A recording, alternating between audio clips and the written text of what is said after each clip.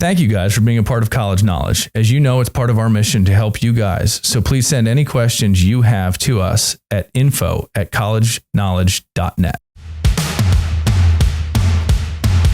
Welcome to the College Knowledge Podcast, sponsored by the College Planning Network and Paradigm Financial Group. Whether you're searching for that right fit college, applying to college, or figuring out how you're going to afford it all, you're in the right place. You'll hear from deans, admissions counselors, student athletes, and scholars from esteemed universities and colleges around the country. We'll dig deep to uncover their insight and unique experiences. So whether you're a student gearing up for college or a parent with college-bound kids, sit back, relax, and listen. Like you, we have lots of questions. Our guests have the answers, and we're excited to share them with you. Let's get started. Hello, everybody, and welcome back to College Knowledge. I'm your host, Dave Kozak, alongside my co-host, Mr. Joe Kerins. And today we welcome to the show Beth Probst, the founder and CEO of At the Core. Beth, first of all, welcome. And we're excited to talk to you. I think we share a lot of similar opinions on this college process. Absolutely. Excited to have this conversation. Give us a little bit of background, how you got to what you're doing and what your kind of motivation is on the college system, and then really the business of At the Core. Oh, goodness. So getting in the Wayback Machine, I'm sure you get in the Wayback Peabody Machine and Sherman reference. No, say it again. I said that was a Peabody and Sherman reference. Okay. We're in the Wayback Machine. I do remember that cartoon. And at the time, that I was in college making decisions about where I would go and what I would study, it was such a different world back then. I'm 54 years old. I started college in 1986, and I followed a brother into the same major that he was in at the university where my parents met. Do you think there was a lot of thought process that went into that? No. And it cost, so my schooling, I'm a Purdue University grad and grew up in Indiana. So I was a state school kid. Yep. And so we were $6,000 a year total cost of attendance, right? So for 4 years, about $24,000. And today, just as a comparison, today, an in-state student at Purdue pays about that for 1 year. So times have changed. So fast forward into my background, I actually studied information technology at Purdue. And yes, I often have to tell students there were computers back in 1986. They were just very large and very slow.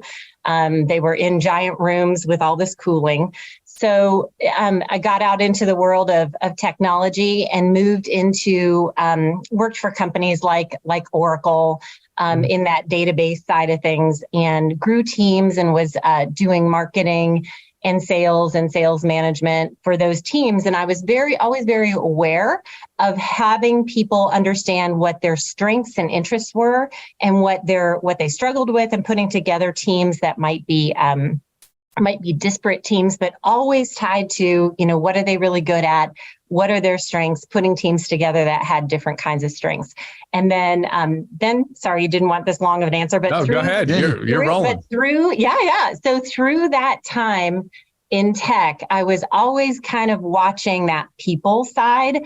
And then I was able to take myself out of the full-time marketplace for a while when it was time to raise young kids. And then as I got back into watching my own nieces and nephews and neighbors and friends making some decisions at the end of high school about what they were going to do, I was watching them make some very unsteady, unstable, kind of scary decisions that weren't based on a lot of knowledge or data or thinking about who they were and what they wanted from life and how they were going to utilize and really leverage those years of college to make sure that they were taking that opportunity to move ahead and further through that investment that the family was getting ready to make. And that was very scary to watch, these 18-year-olds making some unsure decisions. So I started asking these students in my life some questions and getting them to think about what was really important to them? What did they enjoy? What do they struggle with? What are their interests? What are their preferences? If they're given a choice of a day that looks like this or a day that looks like this, and they would listen to these questions and say, no one's ever told me or nobody's ever asked me these questions before. I've never thought about these questions before, but I was trying to lay the groundwork for them that those answers are what should drive your decisions about what you do at the end of high school. And that ultimately led to the creation of the work 10 years ago that I started and now have a team of about 15 people who are doing to help students really think about who they are and how that can connect ultimately to work they love after they take a pit stop in post-secondary education. Mm-hmm. So that was the build through that trajectory of my life to get me to where I am today. It's interesting too, because for most students, right, there is really no choice up until that point. You have to make a choice, and we don't do an awful lot to, we talk about critical decision making across the board, and I don't find that we equip children to make critical decisions, and so they've never been through the exercise you talk about, right? They've never had to. I mean, they went from whatever school they were in to the middle school to the high school, and it was just the pathway you took. And I think that that's also a component of why so many people choose college when it's not right for them. Not saying don't go to college, but there are people that choose it because it's the natural matriculation. Yes, next step. Right? Yes. Yeah, it's like the automatic. And yet, so what you just described was lovely, Dave. It's the idea that our kids we often say they have their head down. Right. Yep. So all through high school, they schedule for the next class. They schedule for the next class. They take the next test. They write the next paper. And I think we think, or we cross our fingers and hope's not a really great strategy. We hope that they're going to lift their head up at the end of high school and magically know, oh, I would like to study this because I have an interest in these kinds of careers. And that means that we should look for colleges that have these characteristics.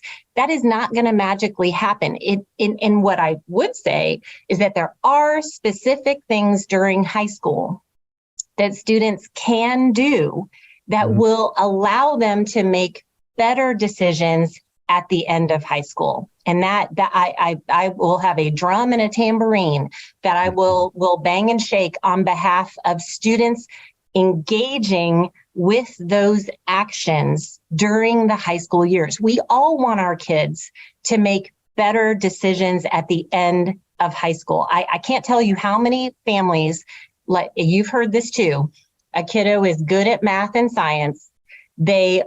Someone indicates to them that you should study, fill in the blank.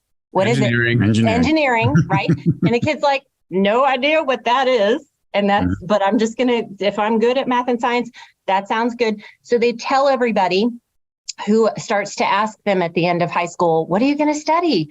Engineering. But again, they may not have a ton of knowledge or information about that. And then everybody goes out and they start looking at colleges. They spend money going around to visit colleges that are engineering. And then you want to know what often happens, not always, but often, the kiddo gets in those first weed out engineering classes in the first or second semester of college, and they call home and they call mom and they say, Mom, I don't think this is right. Right. And so then it's like everyone feels like the air is sucked out of the room when that happens, when that kiddo all of a sudden recognizes that this is not right. Mm-hmm. And then what?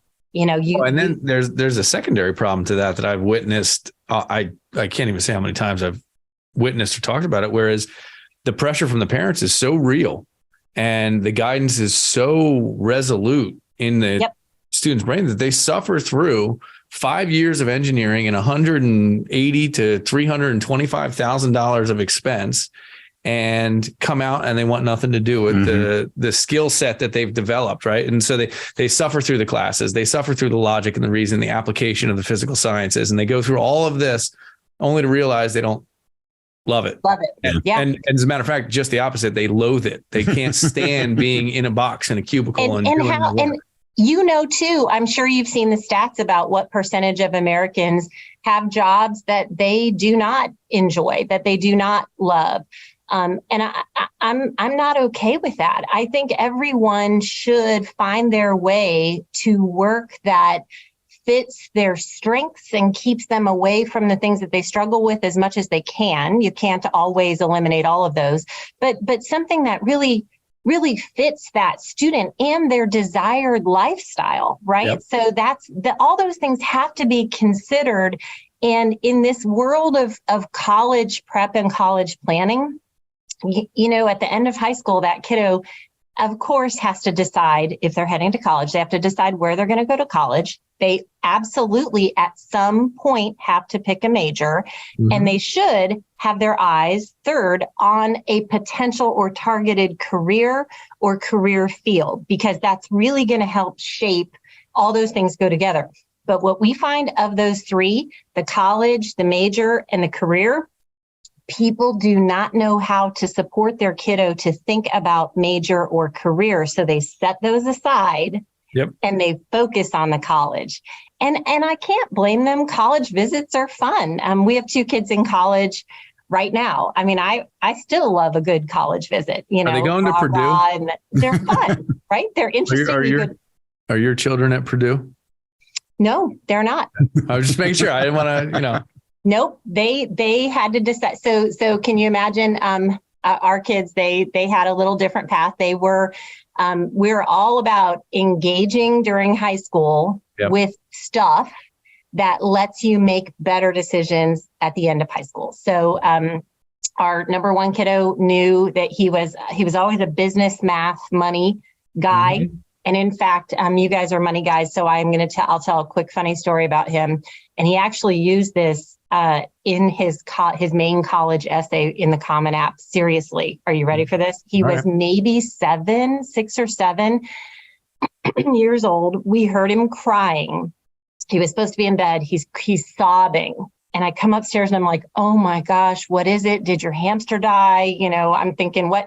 And he said, Mom, I don't know how I'm going to come up with $25,000.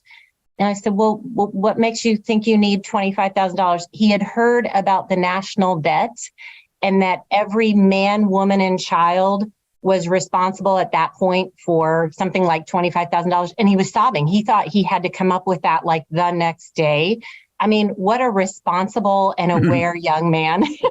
Yeah, has he looked at that statistic recently? Because it's significantly more than that. I'm sure he knows exactly what that number is. But so he was always business, math, money. And so in high school, it made sense for him to take those businessy kind of electives, right? Mm-hmm. Financial planning and accounting. So he took this one accounting class in the high school, and it opened his mind to a whole area of money and business and math that he never knew anything about before. He will graduate in a few months with his degree in accounting and a minor in finance and a job that he locked up 4 months ago. So fantastic. Very proud of him. Fantastic. Yeah, that's the way you do it. That's right. Kid number 2 right brain, design, technology, photography, lot of summer camps and programs. She was involved in a career tech program during the high school years for digital design. So she spent half of her day, her junior and senior year, immersed in a program that was tied to all things that she loved. So website development, images, sound, all that, and leverage that along with our dual enrollment program. Carried something like 40 some credits into college, and she's on her way to her user experience, user interface design career. So she'll have her 3rd co-op this summer. Nice. So those little tidbits that I just wanted to share are examples of ways, right? So kid number 1, that one little elective that made a big difference. And if he would have hated that accounting elective, that would have been okay too. But it was all about having that experience and evaluating that experience, right? How did I feel about that? Do I want more of that or less of that?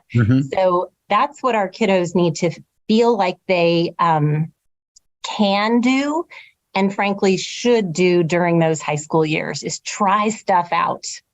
Yeah. And that, finding that out in high school, that's not the path, that's going to save a substantial amount of money in the long run, parents. Yep. So. And stress and anxiety and all of the negatives that come with it.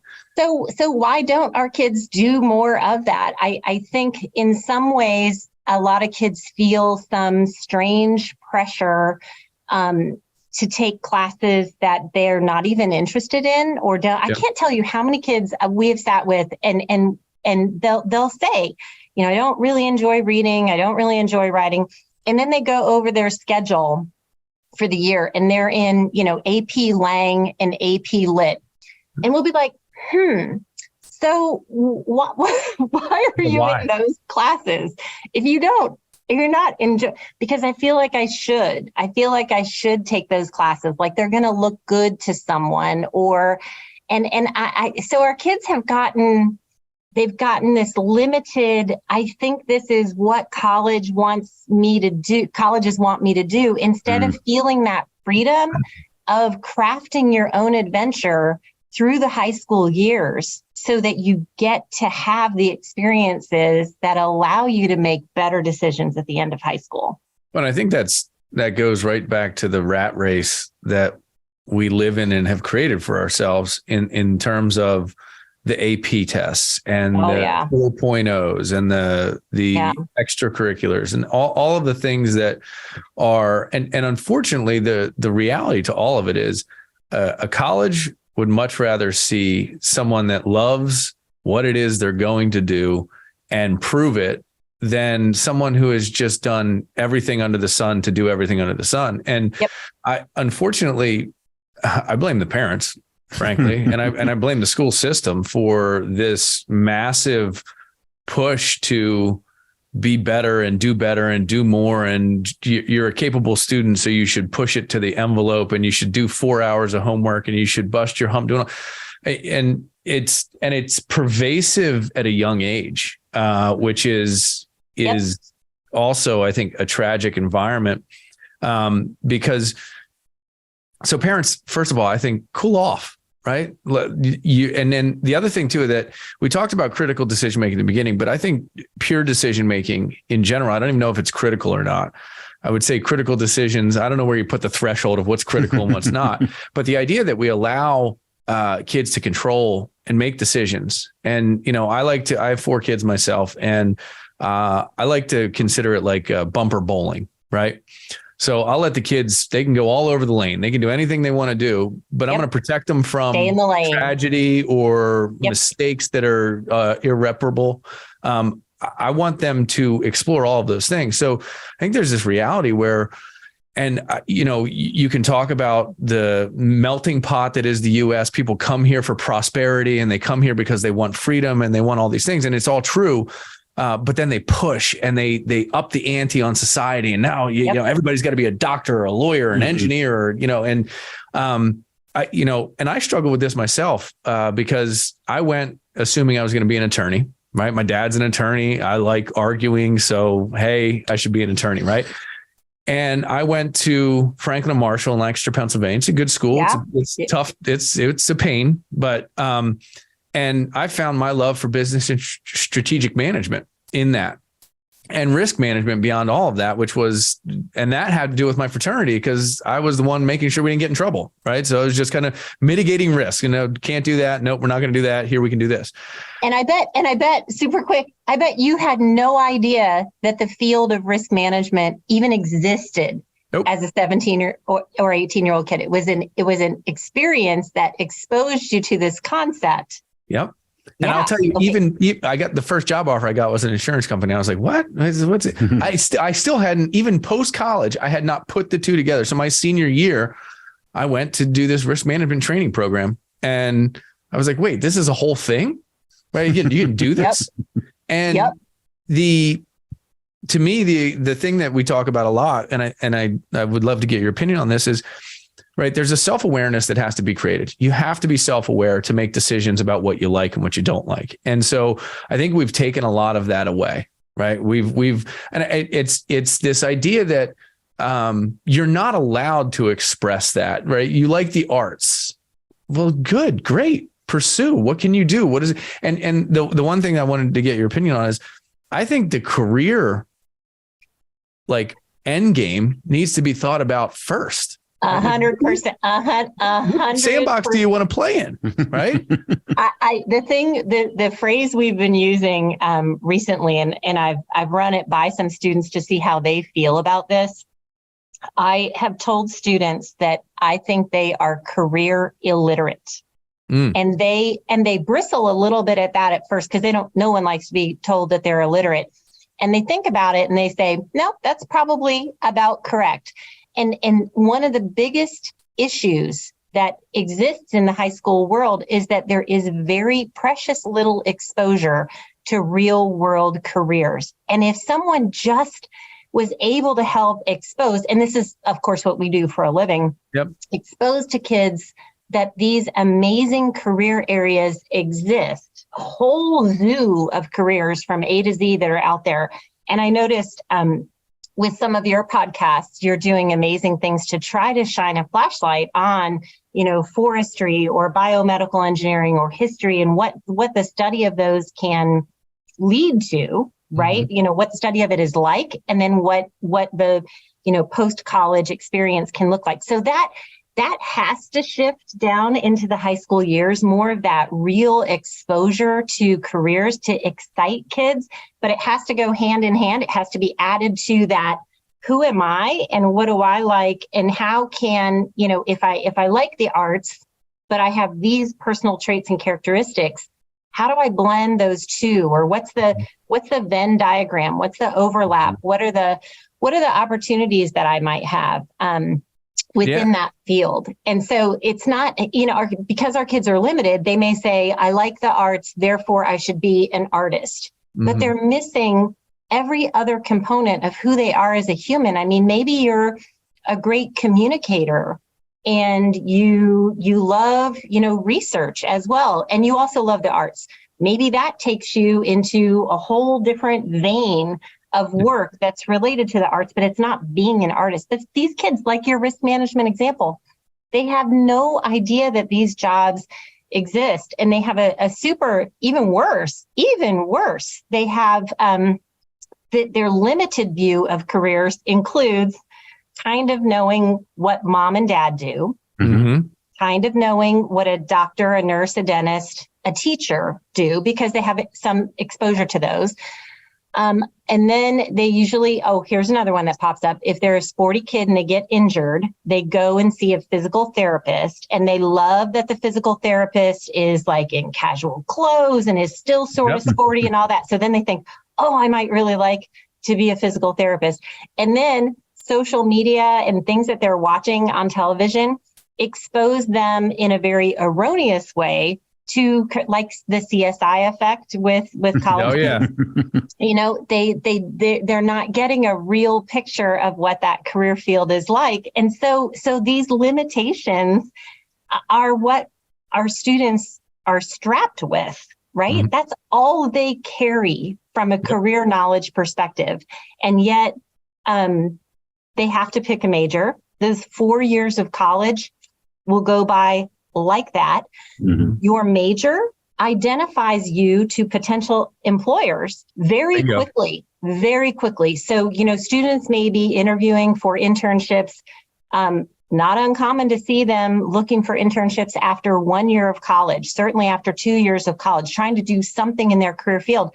Well, if they have been studying something they don't love or that's too generic, right, too wide of a swath of programs, they've not specialized in anything, they're going to have a hard time articulating to any potential employer what it is that they are going to bring to the table. So it's a mess and it's a problem. Well, and I cannot stress the point made about social media enough. Like, you go on social media, you don't see the reality of a 15-year career that someone had to bust their tail to get to the level where they're at that point, right? The CSI effect, right? Those are the if it's real in any way, it's the rarest of rare, the most elite of elite that spent 30 years in their career getting there to do it. And it's it has a tragic downfall in the employment environment as well, because you have entitlement from day one that comes into this. Well, this is not what I saw. I should be, I should be doing this. And you go, well, I'm sorry, you got to push paper for the next 5 years to get to the point where you get an opportunity to manage the people that push the paper. Then you get, if you're accredited enough as a manager, then you get a promotion to another level, and then you get to experiment in those places. But we have real, it's a real balancing act. And the line of reality versus non-reality is very blurred for people right now. And it is. It absolutely is. And you don't want, let's go back to our kids, and especially as parents, we all want our kids to make the most of the investment that we're making for them with college, to take advantage and leverage everything, and then ultimately move on to work that they love and that scratches itches inside of them, and that, they get up every day and think, I get to go do this. This is pretty cool stuff. Yes, there are some things I don't enjoy about my job. We all have that, but hopefully the pros outweigh the cons. They're happy, they live well. These are the things we want for our students, but that isn't just magically going to happen. And in fact, I would even argue, there are colleges where career services as a function in the college is down some dark hallway, and you have to make like 3 turns to get there, and it's not well marked, and there's a super secret, knock that you have to do to get in. Many universities are trying to do a better job of that. But the other thing is, unless that student actively seeks out, goes out and does it, career services, they're typically not. So you can absolutely send your kid to college, pay a ton of money for them to be educated over those 4-ish years. And and I know that it's less than half that will finish that 4-year degree in 4 years, which is scary, and a whole other topic and discussion. But when our kids go, those 4 years of college go very quickly, and then all of a sudden they're pushed out the door, and that transition from school to work can be, as you described it, very shocking and very unexpected. And again, I just think it's completely avoidable, but we are struggling with some issues like how does my kid get that kind of career exposure during the high school years? Because our high schools are also strapped with teaching, all these credits and classes that they need to, and other graduation requirements, and they're dealing with, mental health issues and drug and alcohol issues. So our school counselors are unfortunately they don't have a lot of time and capacity to focus on helping our students understand the career side. So that kind of gets pushed to the side during those high school years, but it's so critical. It's so critical. Yeah. So, listening to you guys go back and forth, a couple of things that I want to highlight. I distinctly remember, because it seems like every time we do a podcast that focuses on a specific career, the one that always sticks out to me is we had a guest that talked about accounting. And I remember somebody told me when I was a senior in high school, Joe, you should really look into accounting. And I said, well, my dad does taxes and I don't want to do that. And I know as an 18-year-old, when we hear that there's a job, we assume that we know what it is.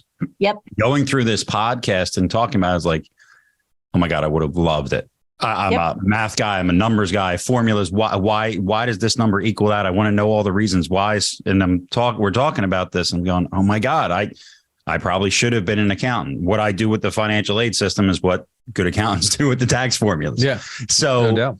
Other than, and so I say, well, I wish that I did, listen to people. I wish I had more conversations, maybe job shadow to understand more.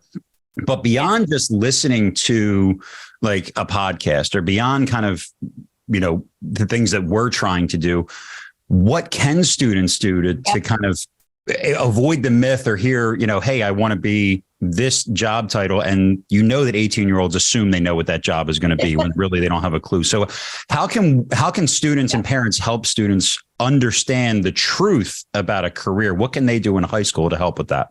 So you mentioned parents and I'm a parent myself, totally understand. Sometimes though, we are woven in too tightly with our kiddos, and we can't necessarily have that kind of true independent shoulder to shoulder discussion with our kiddos because we have these expectations or hopes that we might be foisting upon them. So some parents can help well, but if a parent goes into this and hopes to do some of this work with a kiddo, they have to remember, try to detach what it is that I might be pushing onto this child, and remember it is their life.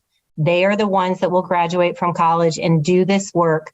They can't do it for me or because I want them to do it. So there's that's some emotional stuff that families just have to keep in mind.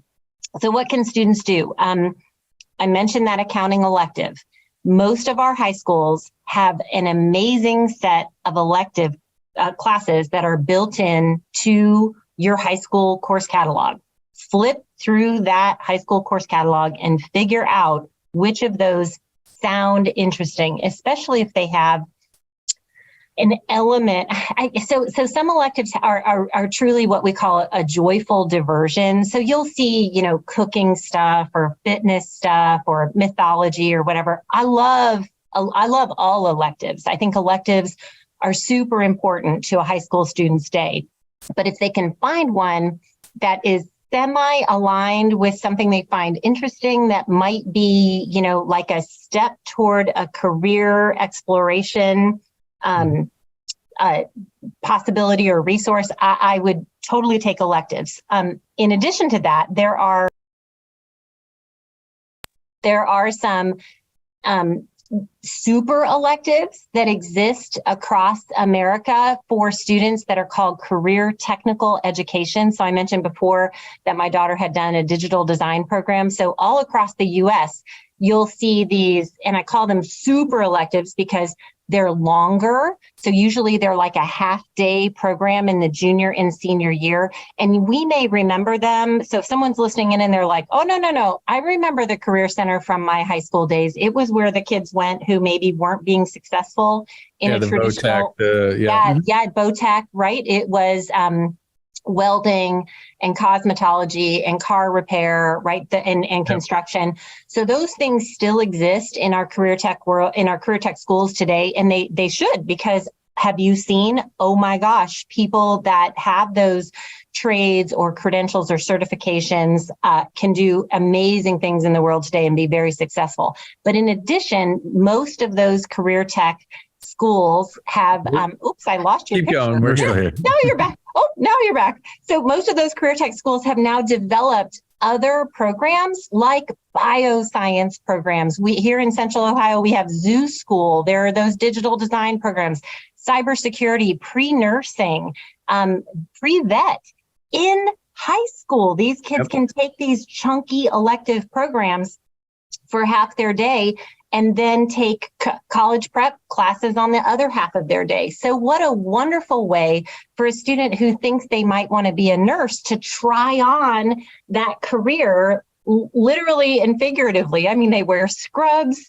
They're in an environment that's like a hospital setting. And if that kiddo gets to the end of that experience and says, yes, this is for me, then they make a better decision. Also, by the way, career tech programs have a lot of career exploration steps built into them.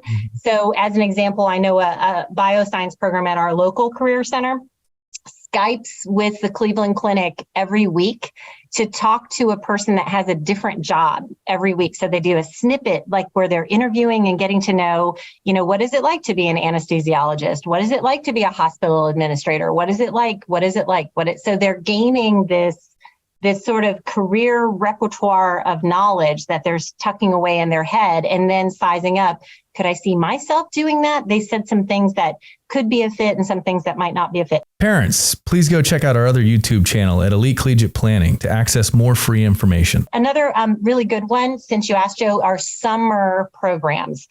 All across the U.S., you will find all kinds of career-oriented summer programs, and they can be some I struggle with because they can be very expensive, but there are also alternatives at the other end of the spectrum that are much more reasonable to have maybe a week-long experience on a college campus that's focused on marine biology or on athletic training or on law or the arts, whatever. Having those experiences as a high school student during the summer, and if those are a way for them in that structured way to learn more about that career, brilliant, right? Mm-hmm. But the key is on the way home from that, if you go pick them up, you've got to talk to them about what they learned, how they can size up what they heard and compare it back to who they are as a, did anything feel like a fit or a real miss to you? So it's being able to ask some of those questions. We're also big on informational interviews,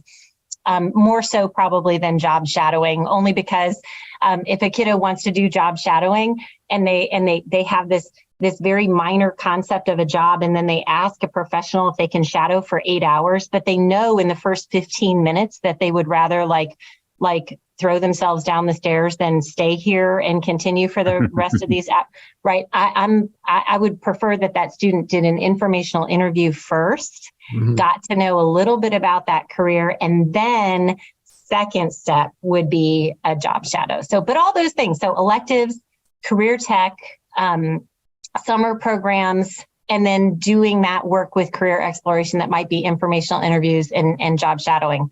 Those things have to happen. And I don't know any school that is doing a good job of helping students understand those options and sort of encouraging them to engage with those options. Mm-hmm.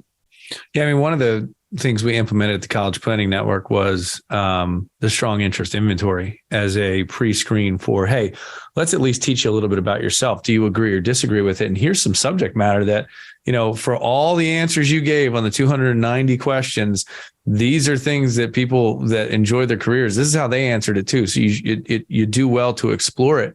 And I think there's another thing to say about the job shadowing, right?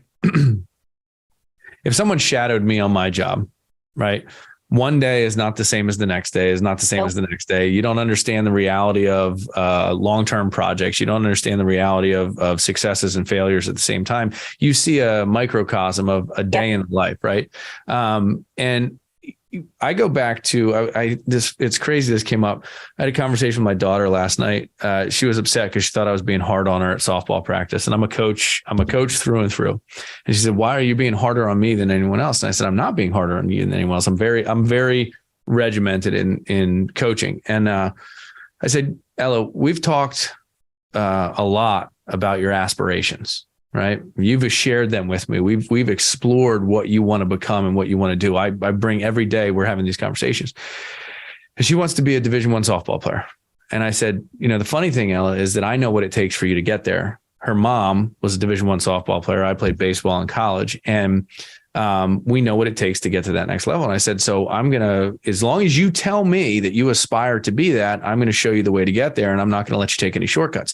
The moment you tell me that's no longer the dream, I back off. I can easily step out of the coaching, and I can be a fan and your support mechanism and your father.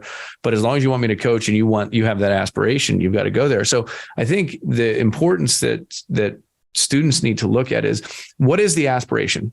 Begin with the end in mind, right? Back to Stephen Covey, the original, begin with the end in mind. What is the end in mind? If your goal is to be the president, then you got to go through process to get there, right? You're going to have to get into politics. You're going to have to get a law degree. You're going to have to go into being a rep, then a senator, and probably you're not going to just bypass that, right? The rare exception. Yep. And I said to her last night as we were sitting on her bed, and I said, you always reflect on the past and you lay your aspirations out in front of you, but you live in the present, and you have to take every step every day to get to the aspiration that you're looking for. But you always have to reflect on the past. And I think your point of, you go to one of these summer programs and you're coming home, like that that debrief, that unwinding, that conversation has to be present and real and in the moment, because those are the pivotal conversations that I think we miss, right? Did you have fun? Yeah, no, I don't care if you had fun.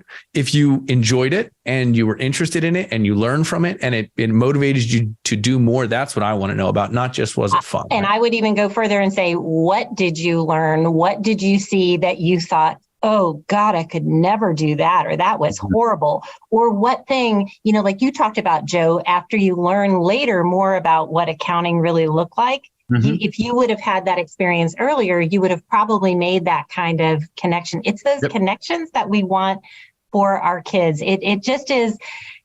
If we don't do purposeful things, though, as a family during those high school years, that time is lost. And I'm here to tell you, I don't think either of you have a kiddo in college. Is that correct? Not yet. Okay. Nope. So when they get to college, your ability to communicate with them changes drastically. They can, I'm not going to say ghost you, but they can choose to share with you what they want to share with you, because you're probably going to have, assuming they live away from home and are having a traditional college experience, they are not going to have the conversations with you that they do while you're in high school. So this is the time to do it, is while in high school. And that evaluating those experiences is so critical. And frankly, I think students should be evaluating their experiences of pretty much every class they take, every extracurricular they're involved in, every part-time job they have. You want to know what kids learn from part-time jobs? A ton. They learn a ton. Of course, they learn about, they get a paycheck and they learn about taxes, and they learn about working with mixed age coworkers. They learn about taking instruction from someone other than mom or dad or a teacher, right? This is your employer. This is a whole different ball of wax. They learn a lot about what they want. And I think they can't craft that aspiration until they have some basis of knowledge of what is a reasonable aspiration to have. Most kids say they go to college because they want to get a better job. We've asked thousands of students and they would use that phrase. They're going to get a better job.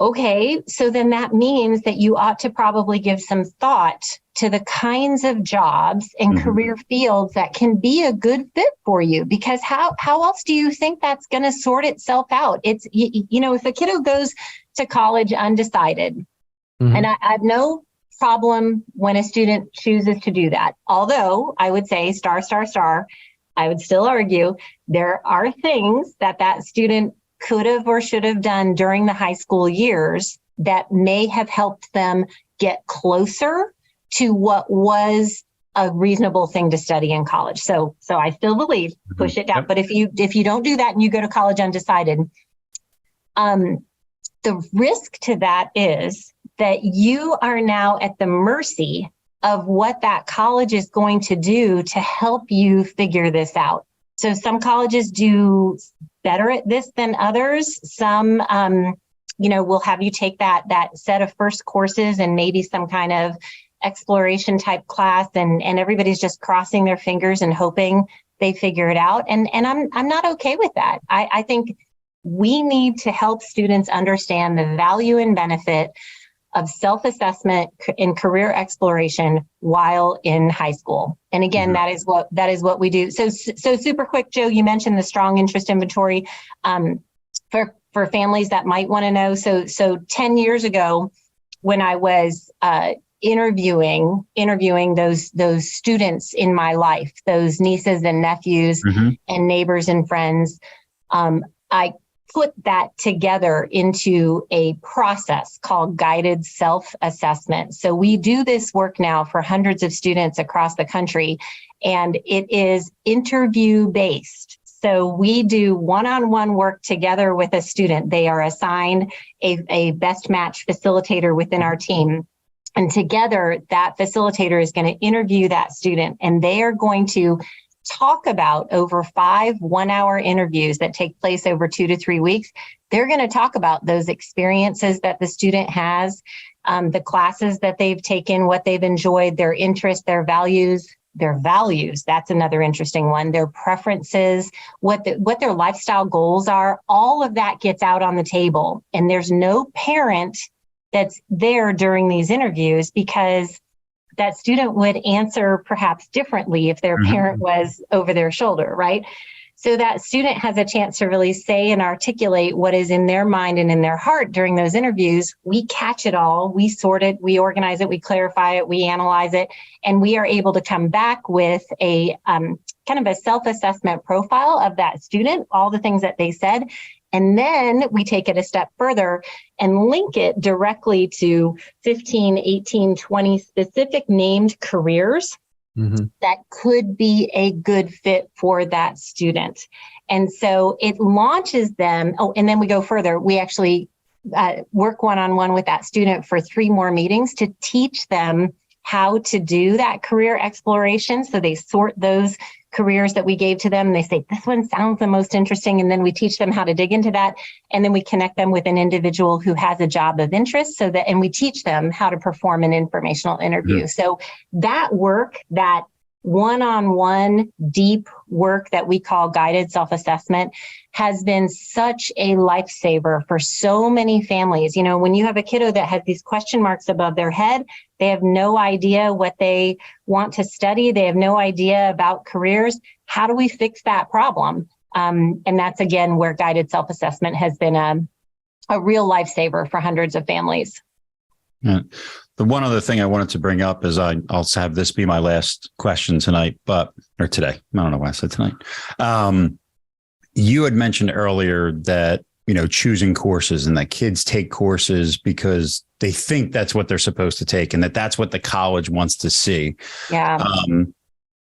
To that, one of the things that I try to teach families is there's a wide amount of colleges that are out there. And if your student is not passionate about something and that college requires that, that's probably not the school that your kid should be going to. Yeah.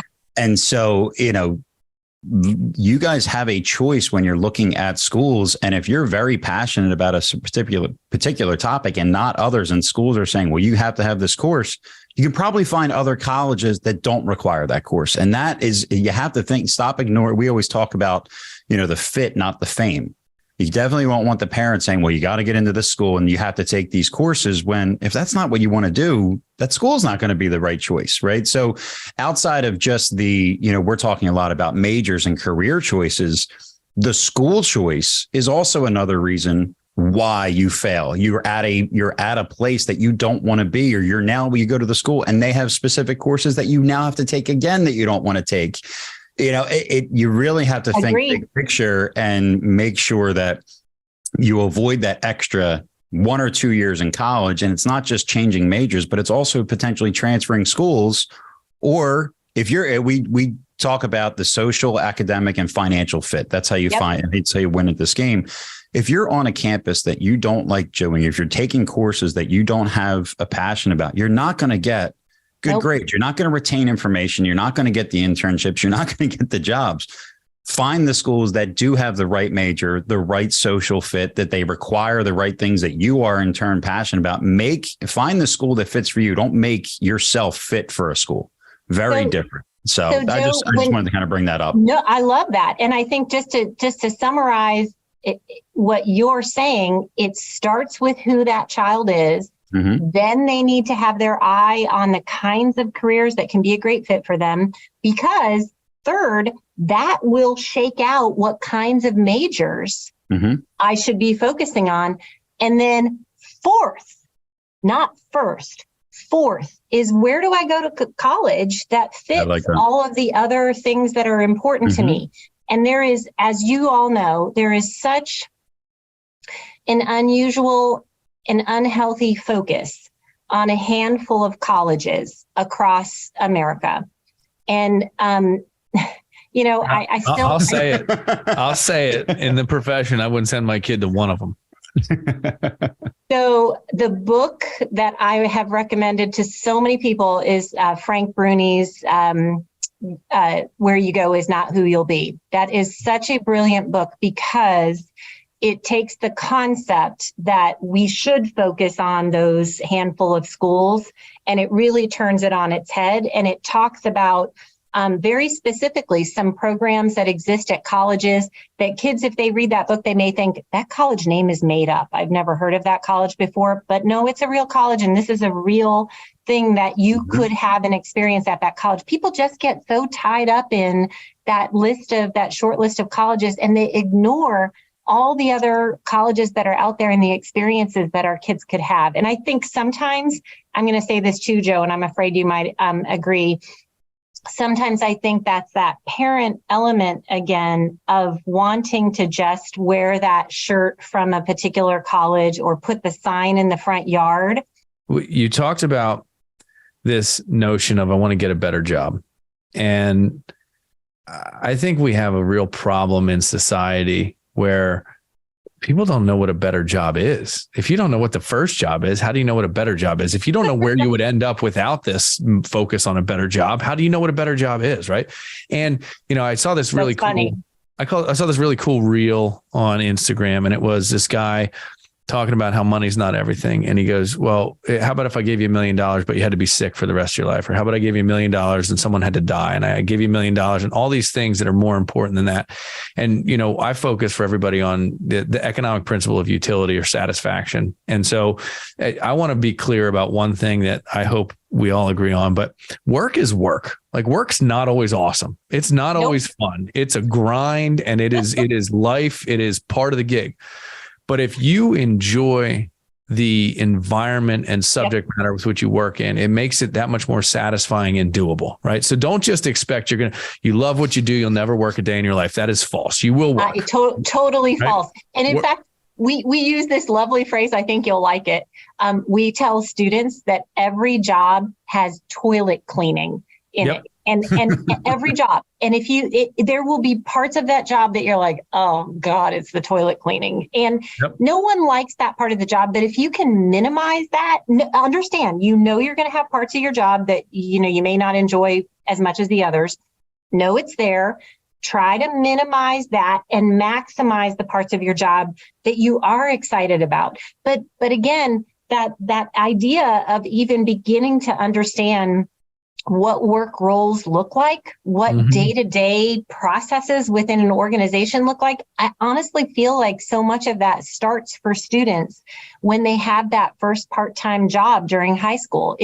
Granted, they will say, my kids, one kid number 2 worked lots of places, but the older one worked at a dry cleaner, that accounting one, right? Oh my God. It was actually owned by a small business person. He learned a lot in that respect, but he would tell you the things to this day that he learned from that experience, things he didn't want in a future work environment, things he did want in a future work environment, but I think a student can't even begin to build that set of work aspirations until they have some exposure to what they look like. Yeah. And I think I want to talk about the toilet cleaning thing for a second, because I teach my kids that there's a right way and a wrong way to do everything, and choose a job. That is right. There's a right way to do a job, right? You're cleaning up the leaves. You don't leave a pile over here and forget about it. You clean them all up, you drag it out to the street, or you put it in the burn pile, whatever it is there's a right way to do it.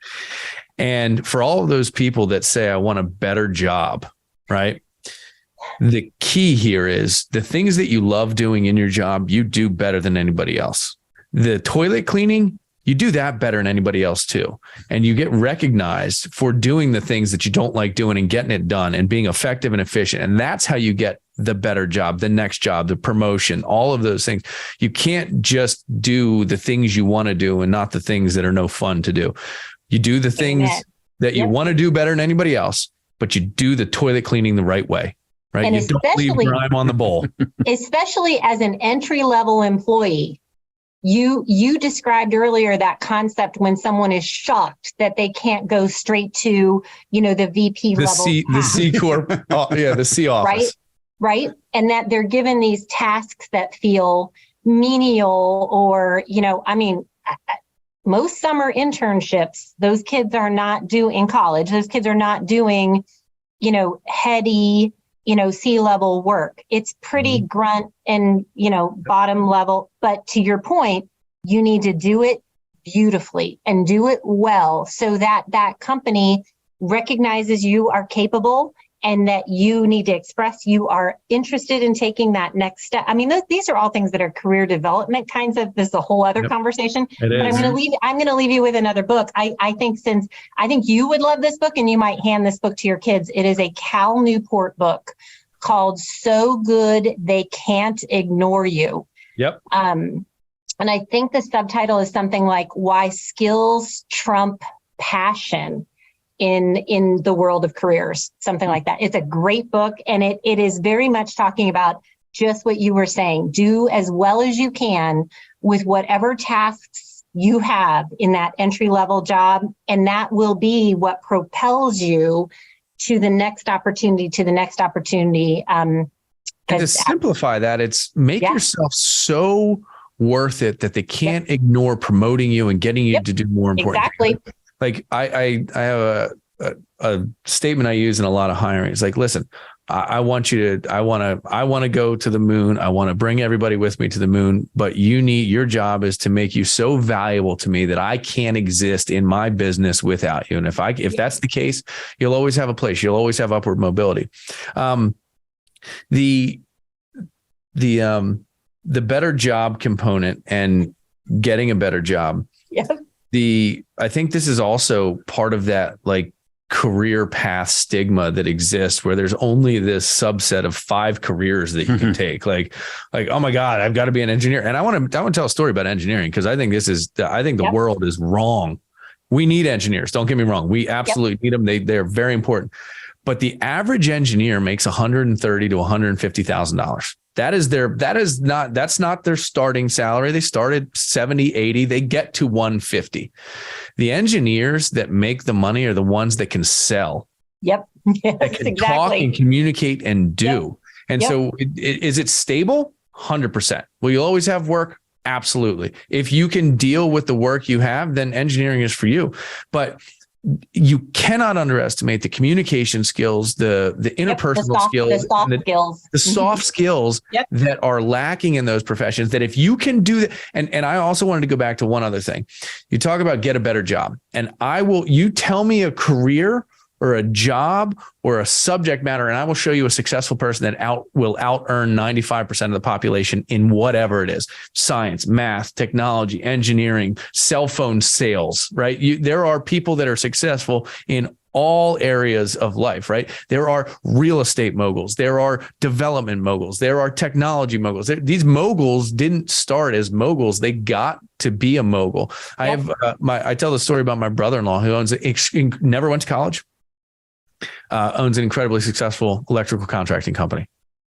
He lives as good a life as I do. I spent my time in college and finance, and he spent his time pulling wires through houses.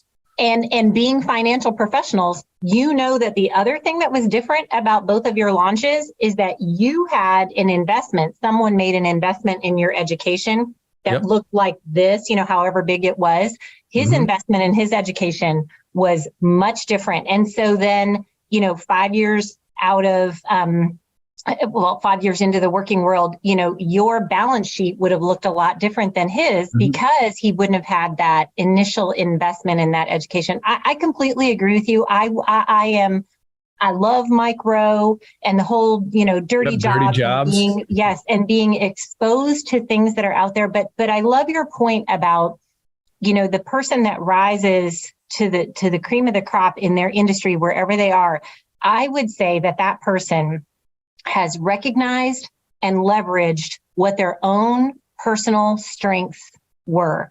And they probably even figured out where some of their weaknesses were, where some of their struggles were. And they worked a little bit to shore those up, right? To get a little bit better at those things that I have to get better at so that I'm able to do as well as I can doing what I want to do. But 100%, it's very funny. My dad was a civil engineering student in the 50s at Purdue. Mm-hmm. And as was most of Purdue at that time, right? Right. Well, still is. Yeah.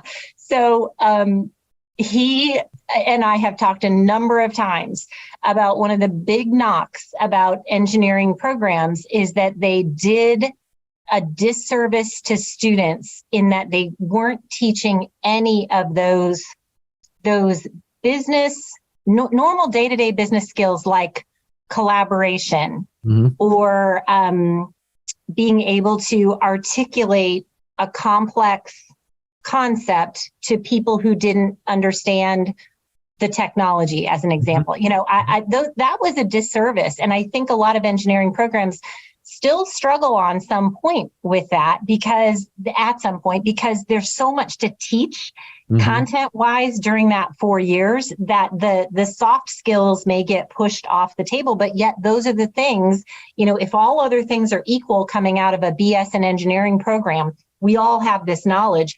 What makes you different? What makes any individual different and unique? It would be the other things that you come to the table with, you know, whatever those special skills are that you can articulate. And it's not just having the engineering knowledge or the accounting knowledge or, you know, the user experience, user interface design knowledge. It's the other stuff, those other elements of who you are and how you will join a team successfully that will make you stand out. We're overtime, but I can't help myself. I love this conversation. This is great. There's a crazy story. So my roommate from college and one of my best friends is now an anesthesiologist. Wildly successful, right? Beyond successful. He didn't earn his first paycheck and I had already bought and sold 2 companies. Right. And his first paycheck came in at 32 years old. I had already started, grown, sold a company, started another one, and was getting ready to sell it. And so then, you know, his lifestyle isn't that much different than my lifestyle. But the reality is he took, you know, that investment that you talk about of time and money, you know, you've got to measure that, and going to school for 12 years isn't for everybody. I can tell you that much. No. So this is fantastic. I could do this all day. Me too. But Me too.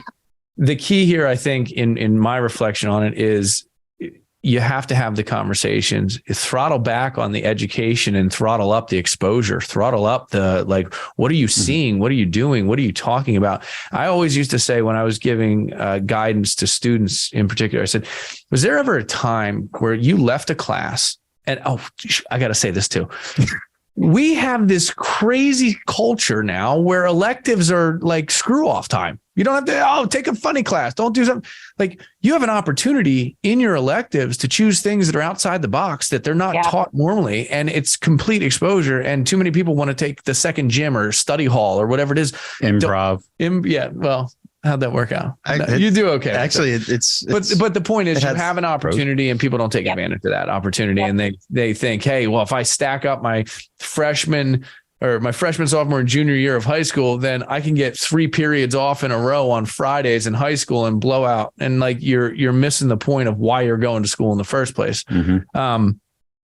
So again, I think this is incredible. It's great candor. It's what people need to understand. But parents, in my reflection, is parents throttle off on the intensity of the curriculum and focus on the exposure to the different subject matters and the things that are out there, because that's what really will help someone discover their true career path. Yeah. And I think when that parent's in the car with one of my favorite tips for parents of teenagers is when you are shoulder to shoulder with them in the car, it's a great time to just pose some softball questions to them.